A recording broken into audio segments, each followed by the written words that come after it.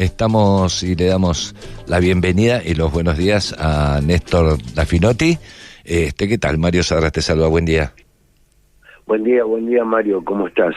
Muy bien, muy contento y agradecido de que hayas aceptado esta invitación en una serie de conversaciones que venimos teniendo ya hace varias semanas, como decía recién, con Esteban Bayer, hijo de Don Osvaldo y curador de toda su obra, cuyo fundamento a toda esta causa y a toda esta visibilización se le debe, ¿no? Mayoritariamente a él, más todo lo que se fue armando, todo lo que se armando después, incluso los querellantes que son descendientes, como en tu caso. Contanos un poco no sé si no recuerdo, pero sí charlas familiares, ¿qué te llegó por vía familiar de toda esta historia y qué te llegó luego, ¿no? Con toda esta investigación.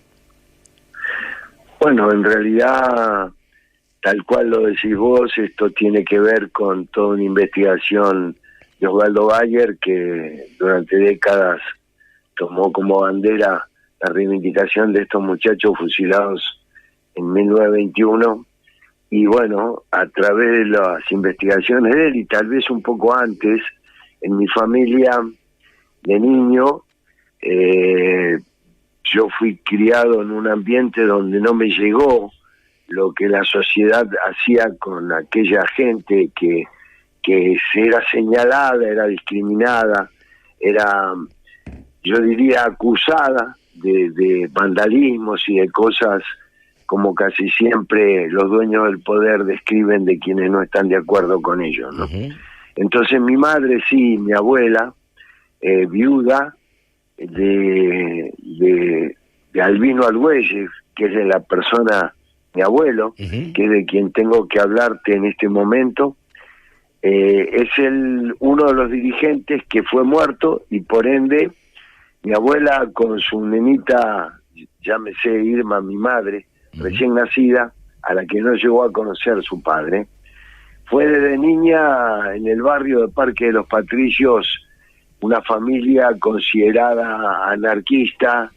Imagínate 100 y pico de años atrás qué significaba eso en cuanto a la convivencia en un barrio, ¿no? Claro, 100, prácticamente un poquito más de 100, porque eran 1920. Sí, claro, bueno, por eso un poquito más de 100 años. Apenitas, claro.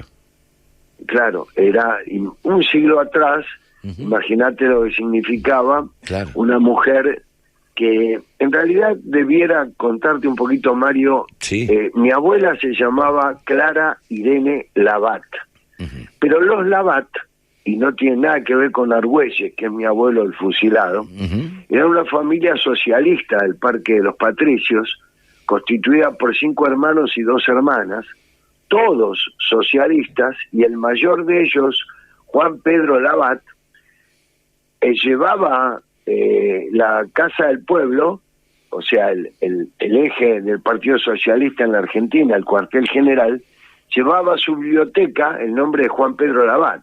Es decir, era un grupo de hermanos, todos ellos socialistas, que hacen amistad con otro joven socialista, ya un poquito más del lado de Pompeya, pero que coincidían en el mismo centro de reuniones, donde el socialismo era parte de la cultura y de la transmisión de unos a otros de lo que significaba la corriente universal del socialismo en ese momento. Imagínate, en una patria nueva como era, claro, Argentina. Claro. Y bien, en esa amistad de los Labat y Albino Argüelles se produce un romance entre mi abuela Clara y mi abuelo Albino. Luego, en el tiempo, mi abuelo de oficio herrero trabaja en la metalúrgica de los Bacena. En ese lugar es donde se producen hechos de enero del 19, conocido posteriormente como la Semana Trágica, uh-huh, en donde los trabajadores de la fábrica Bacena hacen una huelga reclamando casi los mismos derechos que se reclaman posteriormente en la Patagonia, ¿no? Claro. Hoy parecen una tontería, pero 8 horas de trabajo o no discriminar un obrero porque era casado, entonces... Bueno, hoy ya podía... dejó de ser una tontería, Néstor, ¿eh? O está dejando. Por eso también la importancia de ese juicio, pero después vamos para allá, seguí con tu descripción. Sí, bueno, Mario, el traspaso de las condiciones de un siglo ahora, en algunos aspectos parece como que no hemos aprendido nada, ¿no? Porque cosas que no se discutían más, que son de la época feudal, que si yo hoy discutir, me parece 8 horas de trabajo, es más o menos un cinturón de castidad, o sea, una cosa anacrónica, una cosa que quedó en la historia casi reidera. Sin embargo, no lo fue tanto, porque hoy estamos viendo cosas que desde la posición de un trabajador son tan brutales como las de aquel momento, ¿no? O se le parecen mucho, al menos. Y nos tiene que enseñar... Sí, continúa, por favor. Te sigo la cuestión de mi abuelo. Mi abuelo, una vez que termina el proceso de la metalúrgica de los Bacena, es perseguido. Es decir, es perseguido como cualquier tipo que plantó una ideología en contra de los poderosos. Es perseguido, empieza a tener problemas de tener que refugiarse en casa de amigos, pero no declina en su posición ideológica. Bueno, esto, quiero hacerlo un poco breve, lo lleva a tener que escapar. Con mi abuela embarazada, tiene que escapar y buscar trabajo en la Patagonia, en donde en el año 20 ya se había terminado una huelga que los trabajadores habían obtenido a pleno derecho los reclamos que habían puesto sobre la mesa. Ahí va en busca de trabajo y se encuentra en un territorio donde no solo no se cumple con lo que se había pactado, sino que se empieza a perseguir a quienes habían sido los cabecillas. Mi abuelo, bueno, ideológicamente se enrola en esta lucha, rápidamente encuentra un liderazgo, era un tipo formado, era un tipo ideológico, no era, si bien no tenía mucha escuela, era un tipo ideológicamente preparado. Acá en Buenos Aires tuvo mucho que ver en su preparación con Enrique del Valle Berlucea, que diría pionero de lo que posteriormente es el Partido Comunista en la Argentina. Es decir, gente de escuela, gente que tenía centros filodramáticos, gente que la biblioteca era su templo. Entonces, y las imprentas, ¿no? Y las imprentas, por supuesto. Claro.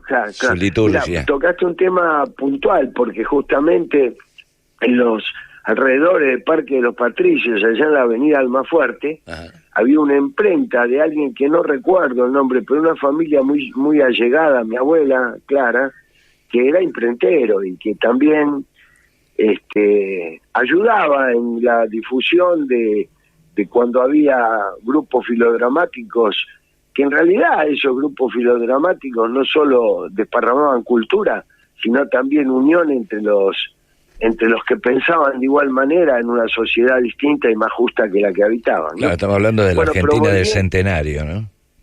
Claro. Tan reivindicada por esta gente ahora. Sí, yo en realidad estoy describiendo un hecho puntual, un hecho celular de Parque de los Patricios, pero en un hecho de toda la nación. O sea, este hecho patagónico ha ocurrido, bueno, en tantísimos otros lugares, hoy reivindicados como genocidio.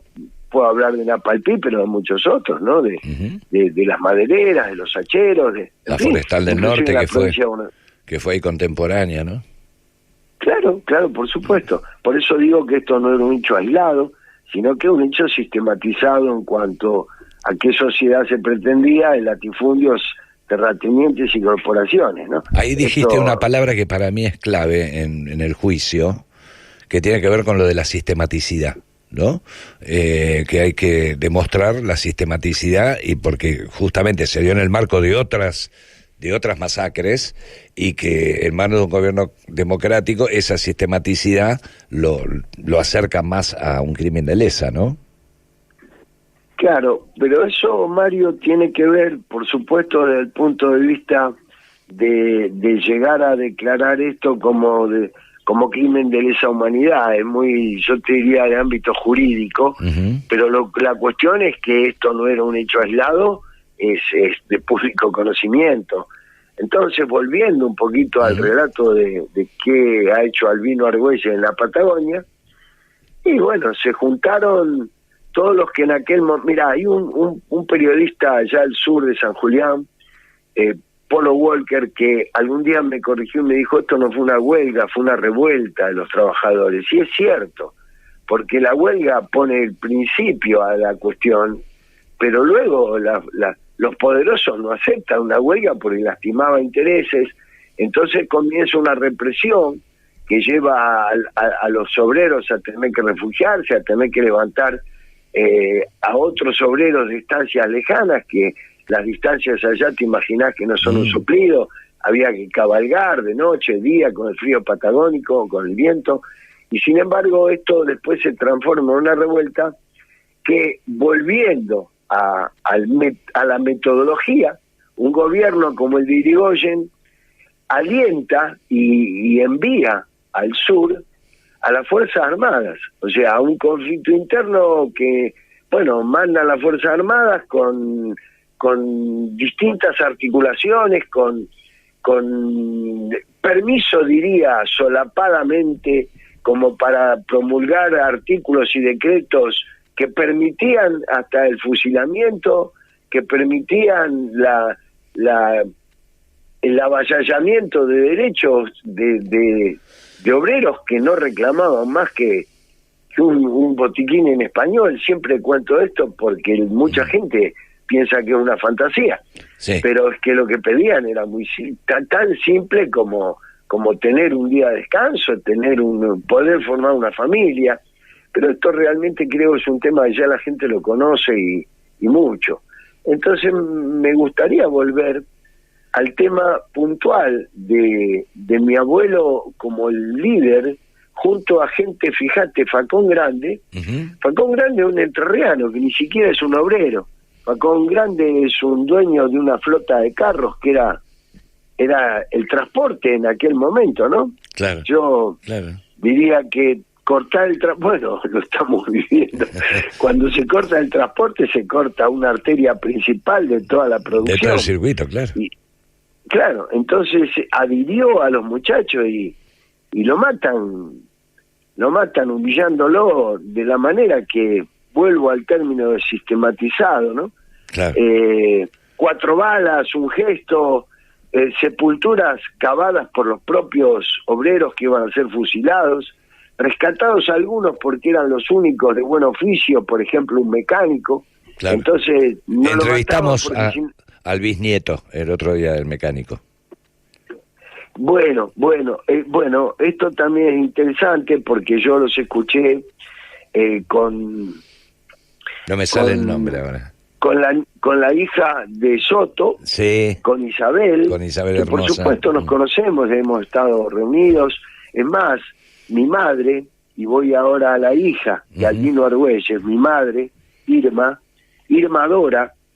Irma Dora fue puesto el nombre de Irma y de Dora por Albino, que le envía poemas, escribía, era un tanto poeta, mi abuelo. ¿Se conserva algo de eso? ¿Cómo? ¿Se conserva algo de sus escritos? Sí. Oh, qué maravilla. La entrevista de Osvaldo Bayer, yo me desvío un poquito, Mario. No importa, es que a lo mejor la historia no es lineal. Continuidad. No importa. Bueno, la vamos mechando. Es una charla. El encuentro de Osvaldo Bayer con mi madre se produce por una casualidad, que Osvaldo había entrevistado a la hija de Varela en una librería de San Isidro, y la vieja lo vilipendió, le dijo de todo. Te imaginás que Osvaldo, rápido para respuesta, la dejó mal parada. Claro. Pero llegó a la redacción de Página 12 muy angustiado por el trato de esa mujer, y una chica que trabajaba ahí, que era la pareja de un primo lejano mío, le dice que conoce al nieto de Albino Argüelles, Entonces se comunican conmigo, le da el número de teléfono del sanatorio donde yo trabajaba. Mira. Y se conecta Osvaldo y yo le planteo que la protagonista es mi madre, que ya tenía 80 años. O sea que pudo conocer a tu madre. Y a ver, la entrevistó, y el último capítulo de la última edición de La Patagonia Rebelde se llama Perfidia y Poesía, y tiene que ver con la perfidia en la entrevista con la hija del fusilador y la poesía que le recita a mi madre, que le había sido enviada por su padre al nacer. Titula Perfidia y Poesía el último capítulo de la última edición, y dice que la gente de San Julián debería, como hicieron con Facón Grande, etcétera, etcétera, honrar el vino Argüelles. A mí en aquel momento yo soy médico, Mario, pero sí, terminaba de estudiar comunicación social porque había sido mi hobby de toda la vida, y bueno, en aquel momento, páginas amarillas. Hola, sí, hablo con San Julián, ¿puedo hablar con el intendente? Bueno, ese fue el método. El intendente me atiende muy afablemente, muy amablemente además. Tengo el mejor recuerdo de él, a pesar de que Osvaldo medio lo tenía cruzado porque el hombre es radical. Claro. Pero yo mido a las personas por su integridad y a veces las banderas ya de viejo me doy cuenta que son colores y que no hay que tomarlos. Por supuesto, hay banderas que no aceptaré ni en la tumba, pero no precisamente el trato que me dio el intendente de San Julián, que fue magnífico. Entonces ahí me organicé, me pidieron que fuera hasta allá, no que fuera yo, a los 2 días estaba yendo, y ahí me ofrecieron algún lugar. Yo elegí un lugar donde hoy existe la plaza Albino Argüelles. Esa plaza está enmarcada por un lado el museo, porque ahí está la historia de San Julián, por otro lado el muelle donde se reunían los obreros para organizarse, un lugar que estaba en construcción pero hoy está terminado, que es el Centro Cultural, y como cuarto punto me pareció que le faltaba todavía algo de magia, y hay una ventana de un lugar donde, en una casa donde paraba y dormía allí Antoine de Saint-Exupéry. Mira. Que poesía también enmarca la plaza Albino Argüelles, ¿no? Qué lindo. Sí, Mario, me gustaría escucharte. No, porque ya deberíamos ir cerrando, pero quiero, porque a lo largo de las charlas, de las entrevistas, sobre todo con los familiares, con los descendientes, hubo una constante, ¿no? El silencio familiar. Esa cosa de persecución que se dio después, luego el silencio y para muchos la pérdida de un tramo del rastro de la historia de los antepasados durante mucho tiempo, hasta que llegó en muchos casos Osvaldo Bayer, ¿no? Como en tu caso. ¿Qué significó para vos ese silencio? ¿Y qué significa también la posibilidad de que la justicia determine en un gesto, un acto justamente de justicia y reconocimiento? Y yo sé también que vos pudiste llevar las cenizas de tu madre y de tu abuela al lugar donde se señalizó que podían haber fusilado a Albino. Eso, cerrame así en el orden que quieras, como te nazca, una reflexión de tu parte. La primera reflexión es el silencio de mi familia. No fue tanto porque mis tíos, los que te conté que eran socialistas, se ocuparon desde muy niño de contarme quién había sido mi abuelo, cosa que entonces me llenó orgullo de pibe. No me lastimó eso, al contrario. Por el lado de mi madre sí, mi madre estudió en el colegio Bernasconi, y después, bueno, no sé si saben, mi madre con la costura de mi abuela, que era modista, pudo estudiar. Primero se recibió de obstétrica y en la maternidad de Sardá fue discriminada por las damas de beneficencia. Mira. Año 44, y por una agarrada que tiene por el uso de los ascensores que esperaban la llegada de las damas, termina siendo expulsada.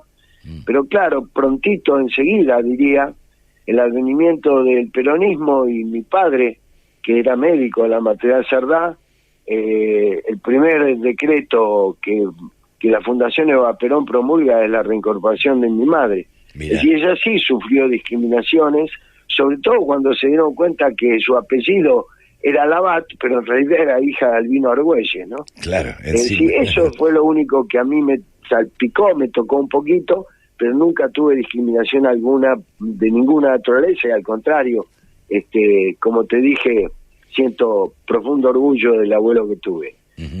Nunca logró mi familia socialista y de Huracán hacer hincha de Huracán, pero sí el orgullo por todos ellos y por mi abuelo en especial. Lo otro, en el orden que me planteabas, cuando fallece mi madre y me invitan a la marcación de tumbas allá del sur, yo no estaba preparado para ningún protagonismo, ni lo busqué nunca en mi vida, ni me interesa protagonismo alguno, porque méritos no tengo como para protagonizar nada, sino seguir un poquito la línea familiar de la redención de mi abuelo en cuanto a su buen nombre y honor. Pero llevé sí las cenizas y transformamos eso casi sin darnos cuenta en un acto de unión de lo que no había ocurrido en Buenos Aires, el encuentro de los tres. Pero claro, el realismo mágico de Osvaldo y ese gesto mío de llevar la ceniza allá lo pudieron lograr.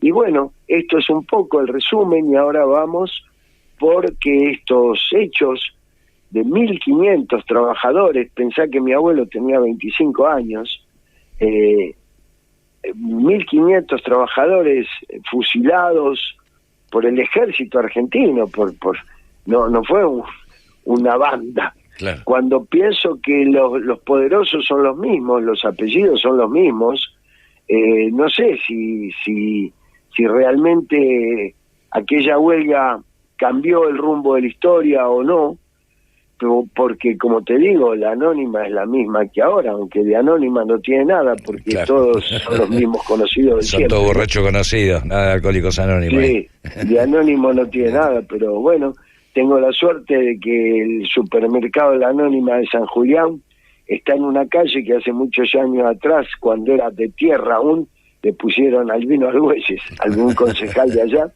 Y bueno, son pequeñas, no digo venganzas porque no me educaron en venganza de ningún tipo, pero pequeñas satisfacciones que uno tiene en el reconocimiento. Ese reconocimiento que busco para mi abuelo no es solo para mi abuelo es uno de 1.500 que fueron vilipendiados y considerados bandidos, salteadores, violadores, una serie de cosas, infamias brutales, que cuando podamos demostrar que estos fueron crímenes organizados, sistematizados y por ende de lesa humanidad, estará todo blanqueado. Pero Mario, permitime en el cierre decirte que lleve a donde lleve el epígrafe que le quepa a estos actos bárbaros de crímenes como atroces como los que relato, bienvenidos sean, pero esto ya la sociedad sabe perfectamente qué fue lo que ocurrió en la Patagonia. Falta que salgan los huesos, pero no más, porque ya lo de Osvaldo Bayer es tan contundente que ya dudas no hay ninguna, y entonces la justicia ya va a llegar. No sé, en estas cosas los tiempos siempre son efímeros. Pensá que pasó más de un siglo y está tan vivo como en un principio. Así que Mario, yo soy el agradecido por todo esto, porque nos ayudan a difundirlo. Así que Mario, a tus órdenes, por supuesto, a la de tu gente, y bueno, en cualquier momento nos vemos. Ojalá que volvamos a compartir esas tertulias tan lindas que nos propone el amigo Napoli en común.